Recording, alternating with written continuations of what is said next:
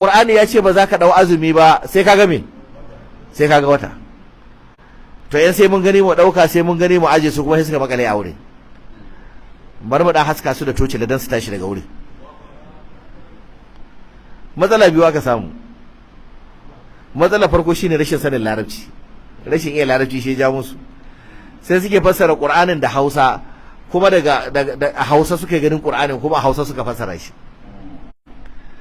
Kalmar shahida abinda take nufi kana nan. Kana me? Kana nan.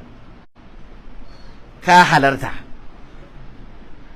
Kalmar shahara da aka ce wata ba tana nufin wannan watan da ake gani ba. Ba shi ake ce shahar ba. Ba na cewa mu fita kallon wata ba? To ba mun fita kallon shahar ba ne. Shi watan da zamu je mu gano wanda ake cewa ya kama ba sunan shi shahar da larabci ba. Shi wata ran da sunan shi me? Hilal. Daga ya kwana daya ya zama kamaru. Idan ya kai daren 13, 14, 15 sanda ya fi haske sunansa ya canja da larabci ya koma badaru. An gane? Ya koma me? Daga hilal ya koma me? Kamar. Daga kamar ya koma me?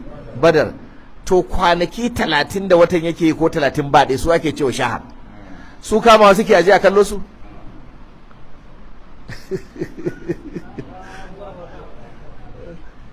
An gane inda jahilci ya shigo? Da suke cewa an ce faman shahida sai ka shaida wata, ya za ka shaida abin da baka gani ba? To a shahar ba watan da ke kamawa ne shahar ba. Abin da ake nufi waɗannan kwana 30 ko 29 da watan Ramadan yake yi. Idan suka same ka kana nan da ranka da lafiyarka to ka azumci watan. Ita ayar ko kusa ko nesa ba ta da alaka da ganin wata. Ba ta da alaka da me? Ganin wata. Shi wannan watan da muke cewa aje a dubo shi a yamma, aje a kallo shi, to kwata-kwata ayar ita ba ta da alaka da wata.